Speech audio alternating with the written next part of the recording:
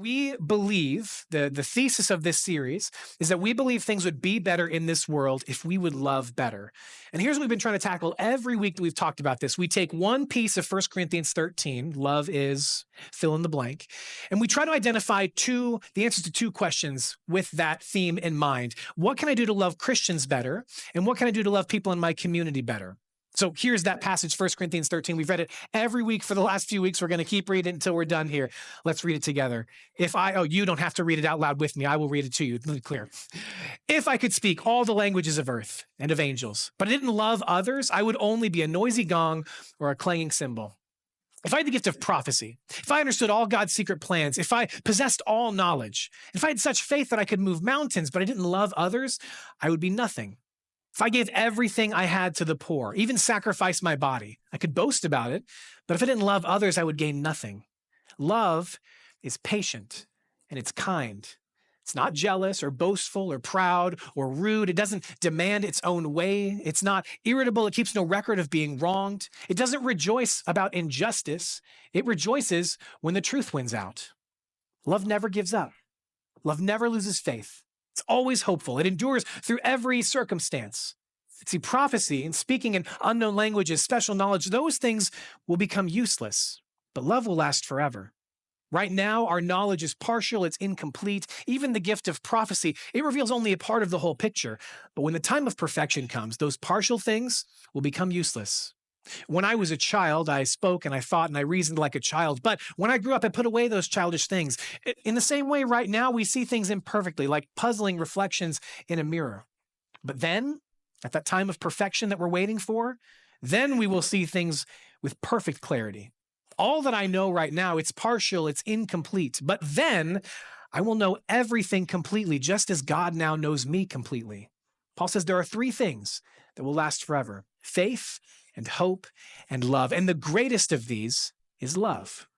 And if we want to love better, last week we talked about faith and love. This week we're talking about hope and love, the three things that will last forever: faith, hope, and love. If we're going to love better, we have to have hope, because hope is powerful.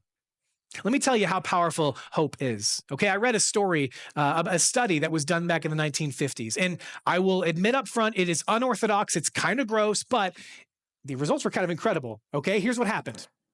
A researcher wanted to see how long it would take rats to drown under different conditions, okay? And if you're already cringing in your seat because I'm talking about rodents or because the test sounds gross, I get it, but hang with me. The researcher took these rats and put them into buckets that were half filled with circulating water. Now, rats are supposed to be excellent swimmers. That's what I've been told. But these rats in this test lasted about 15 minutes before they succumbed to the waters. And in a follow-up experiment, as those rats that he put in those same buckets started to give up and to sink into the water, he would pull them out and dry them off and let them rest for a moment. And then he'd put them right back in those buckets. And here's the amazing part. Those rats that got intervention for just a minute and then put back in, they now swam an average of 60 hours. Not minutes. They went from 15 minutes to 60 hours. That's 2.5 days. That's an excellent swimmer, right? I don't think I could, there's no chance I could tread water for 60 hours straight, even if my life depended on it. I don't think I could do it. But a rat, a rodent that was temporarily saved, survived 240 times longer than one that wasn't given any intervention.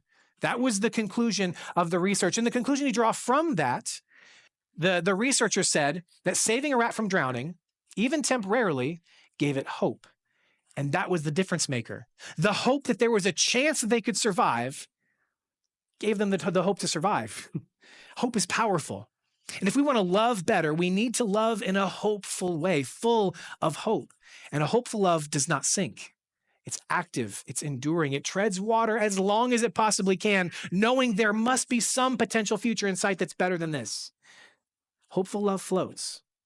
And as always, Jesus is the perfect model for this. When Jesus entered into someone's life, he loved them in a hopeful way. His love for them didn't sink when it got hard or when it might make sense to give up for the rest of us, right? They're too far gone. There's no chance that Jesus didn't love like that. That wasn't his attitude towards others. Jesus wanted these people to find hope in him so that they could themselves experience the hope that he had for them. Now, this morning, we're going to be in Luke chapter 15. So go ahead and turn there in whatever Bible you have with you this morning. It's helpful to read the passage along with me for context, but I'll have it on the screen behind me if you'd like to read it there. But if you're not familiar with the life of Jesus and the way that he taught, he was famous for teaching in parables, which are just stories that communicate truth. So he taught with parables to help his audience hear his message in a way that would make sense to them. And this is one of those moments. Here's what happens in Luke 15, starting in verse 1, to set up the parable he's going to tell. Tax collectors, other notorious sinners, often came to listen to Jesus teach. This is the situation that we find ourselves in Luke chapter 15.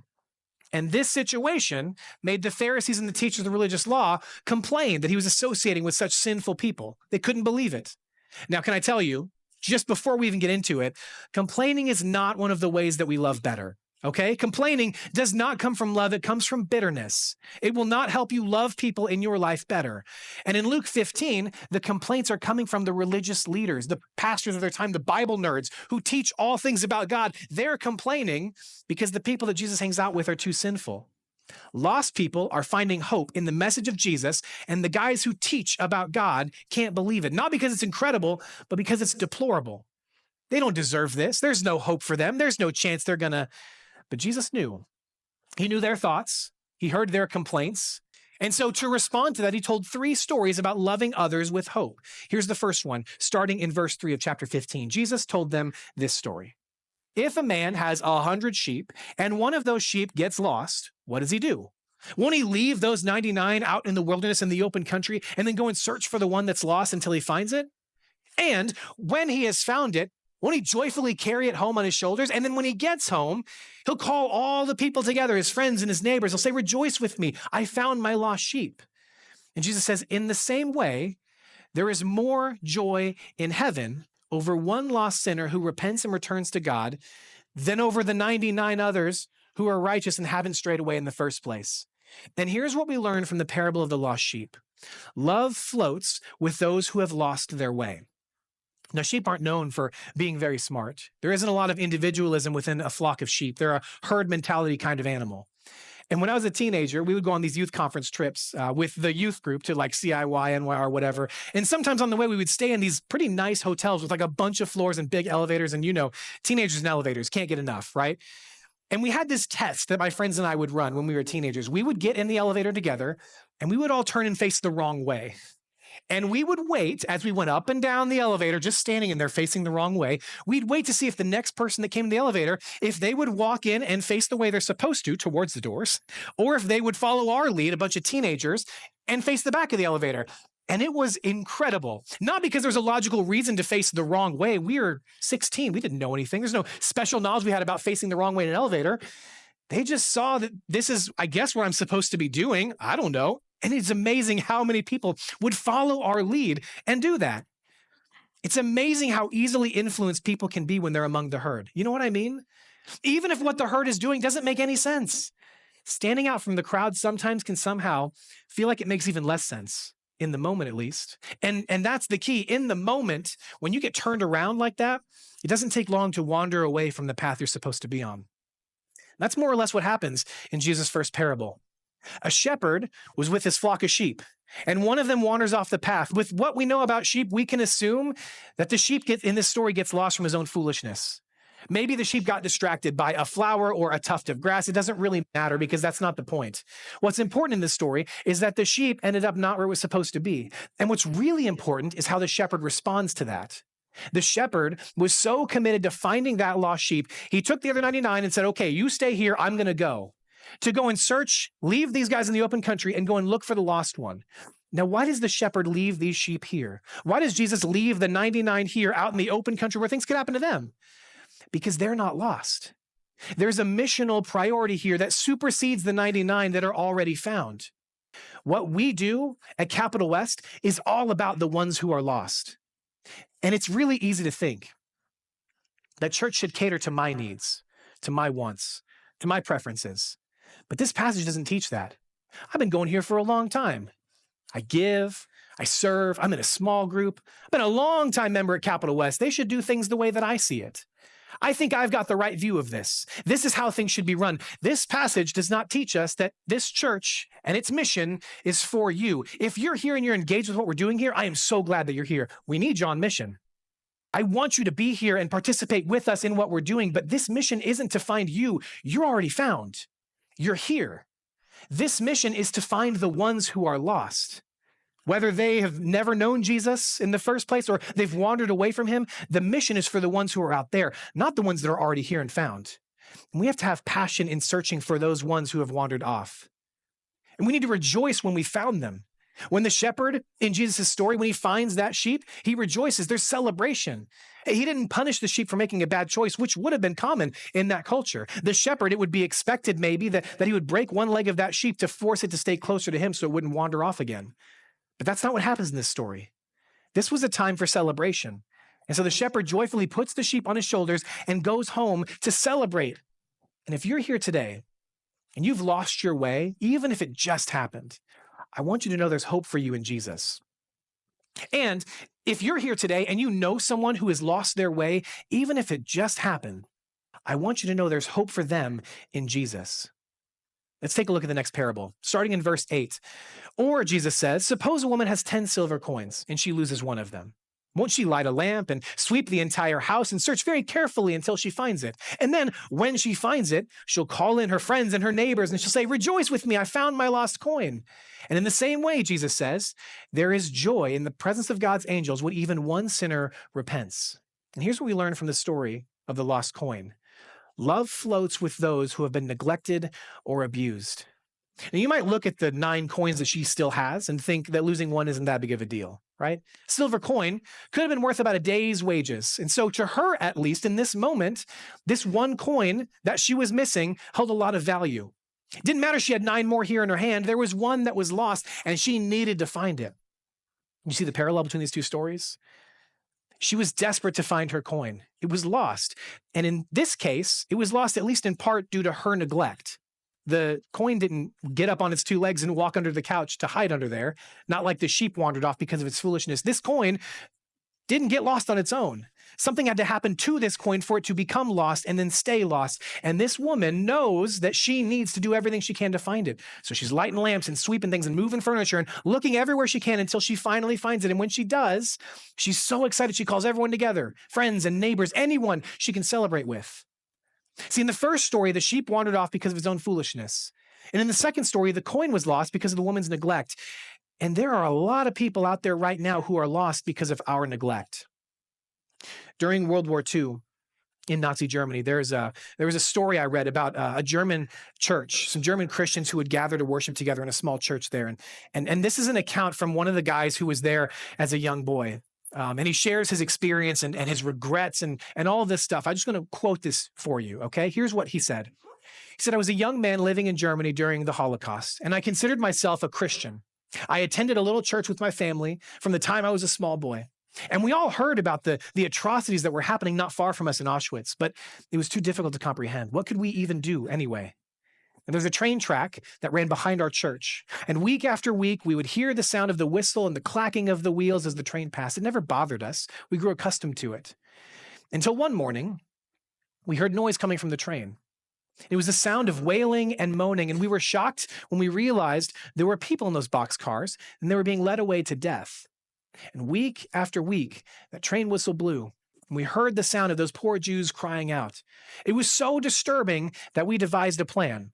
Here was their plan. We moved up our song service so that when the train passed, we would be singing. And we sang as loud as we could to drown out those cries. And if perchance we still heard them, we would just sing a little bit louder. That's a story of indifference. That's a story of neglect.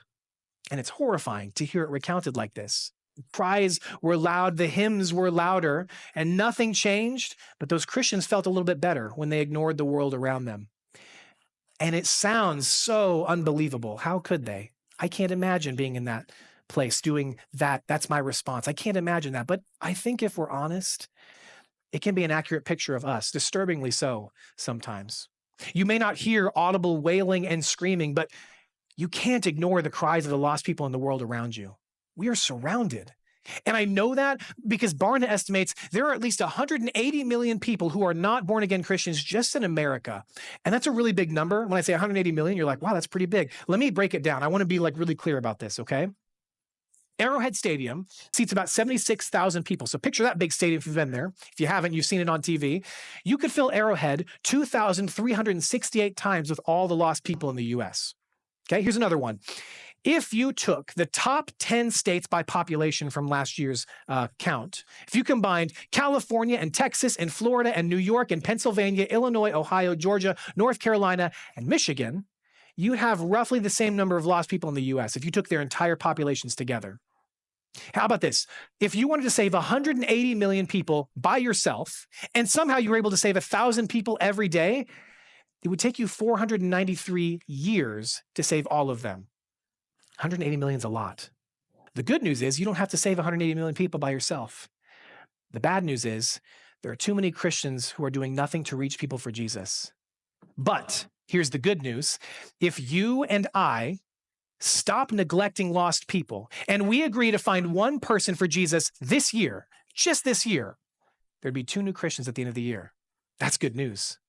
And if we do it again next year and you and I find 2 more people, and the 2 people we found this year in 24, if next year they find 2 more people, by the end of 2025, we've got 4 new Christians.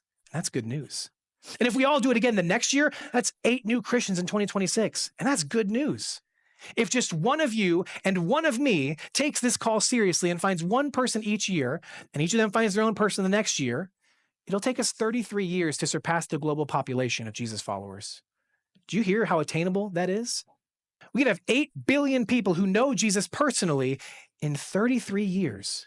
And there's even better news. This is where it really gets cool. At Capital West, we're not starting with just one of you and one of me. We actually get to skip the first few years of that process because there are just over 400 adults that attend regularly at Capital West. We expand that to like 550 if we count people who tend irregularly, but the math is the same between both. So let me just break it down with 400 people. That's about how many we have on a regular basis. If every one of us, all 400 of engaged people at Capital West took this call seriously, it would take us 19 years to cover the entire US. So my son could graduate high school in a culture that is totally saturated with the hope and love of Jesus. That fills me with hope. In fact, it's even better than that. Just locally, it would only take us 7 years to cover all of Jeff City. Our mission statement, if you look at our website at capitalwest.church, or our vision statement rather, is that we will become disciples who influence this city of government for the kingdom of Jesus. And if we each bless one person a year, we'll have that vision done in 7 years. We'll have to find a new vision. You hear how attainable this is, right? My son could go to middle school in a community that is totally Jesus-focused. It gets even better. It would only take us 25 years to reach the entire world for Jesus, just starting with Capital West. 25 years, each of us reaching one person a year. Before 2050, Capital West has the potential to literally change the world. Do you have that kind of hope? Honestly. Because you may be hearing this and thinking, Aaron, that's not realistic. That would not actually happen that way. There's no way that many people would really come to Jesus that quickly. That's not going to happen. It hasn't happened for thousands of years. It's not going to happen now. Listen, it's time to stop singing louder and it's time to start searching for a lost coin. There's no reason that we need to make excuses for people when we have people that we need to be blessing. Don't neglect the person that you're being called to bless this year. There's so much hope. You just got to find it. Let's keep reading with the last parable in this story in Luke chapter 15. To illustrate this point further, Jesus told them this story. So he's given 2 pretty good examples of what this looks like. And he's like, okay, I got to do one more. I got to really hammer it home. So he says, a man had 2 sons. And you probably heard this story before. The younger son told his father, I want my share of your estate now before you die. So the father agreed. And he divided his wealth between his 2 sons. And a few days later, this younger son packed up and he moved to a distant land rather. And he wasted all of his money in wild living out there. And about the time his money ran out, a great famine swept over that land and he began to starve. And so he persuaded a local farmer there to hire him. And the man sent him out into the fields to feed the pigs. And the man was so hungry that even the pods he was feeding the pigs looked good to him, but no one was giving him anything. So he finally came to his senses. He said to himself, at home, even the hired hands have food enough to spare. And here I am dying of hunger. I'm going to go home today. I'm going to say, Father, I have sinned against both heaven and you. I'm no longer worthy of even being called your son. So please, just take me on as a hired servant. So he returned home to his father. And while he was still a long way off from his father's house, his father saw him coming. And he was filled with love and compassion, and he ran to his son. He embraced him. He kissed him. His son said to him, Father, he's rehearsing this in his head the whole way home. Father, I've sinned against both heaven and you. I'm no longer worthy to be called your son. But his father cuts him off. He says, quick, go and get my best robe. Go and get a ring for his finger and sandals for his feet. Kill the calf that we've been fattening. We have to celebrate with a feast. For this son of mine was dead, and he's now returned to life. He was lost, but now he's found. So the party began. Meanwhile, the older brother is out working in the fields. And when he returns to the house, he hears the music and the dancing in the house, and he asks one of the servants, what's going on? Your brother is back, he's told. Your father killed the fattened calf. We're celebrating because of his safe return. And the older brother is angry. He wouldn't go inside. His father came out and he begged him. But he replied, all these years I've slaved for you. Never once refused to do a single thing that you told me to do. And in all that time, you never gave me even one young goat for a feast with my friends. Yet when this son of yours comes back after squandering your money on prostitutes, you celebrate by killing the fattened calf. His father said to him, look, dear son, you have always stayed by me. Everything that I have is yours. We had to celebrate this happy day. Your brother was dead and has come back to life. He was lost, but now he's found. And here's what we learn from the story of the lost son. Love floats with those who have willfully rebelled. Of these three stories, this is probably the one you're most familiar with. The son takes his portion of the inheritance and he wastes it and he hits rock bottom and he's broke and he's hungry and he turns to the lowest work that you could imagine, feeding pigs. But he comes to his senses. He realizes he'd sinned, he'd rebelled against his father, so he's repentant and he's ready to go back home where he belongs, even if he's just a hired hand. But while he's still far away, and this is such a cool picture, the father saw him. And in his book that this series is based on, Aaron Chambers makes a really interesting observation about just that piece. The father must have been watching from the whole time that he was gone. To have caught him way off in the distance so far away before he even returned home, he must have been just scanning the horizon, waiting for his son to come home. And so he runs to him and he throws his arms around him. He's so full of joy to see his son coming home. And I'm going to be honest with you, there isn't a lot that would make me run. Being late, maybe, catching a bus if I had to. Fear would make me run. Trying to lose weight, probably. Playing pickleball, definitely. There's not a lot that would make me run. But you know what makes God run? Lost people. I love that image of God just constantly scanning the horizon, watching for lost people who are walking towards their home, who have turned their face towards him that he can run out and meet and bring home. I want to have that kind of hope for lost people. I want to always be on the lookout for someone that I would have never expected to turn their face towards God so that I can run to meet them and then bring them home. The father's response is to throw a party. It's beautiful. The brother's response is to grumble and complain that he didn't get a party. And that's another sermon for another day, but I just want to say this. R.C. Foster puts it this way. The prodigal son, the lost son, he was lost in the far country. The older brother was lost in his father's house. Don't miss the party. We're called to have a hopeful kind of love for the people around us, and you don't want to miss the party when they come home. So let me close this morning with 3 observations from these stories. Okay, first, there are a lot of people who are lost and who need to experience the love of Jesus. Some have wandered away, whether because of foolish choices or because of neglect or abuse, or some by willful rebellion.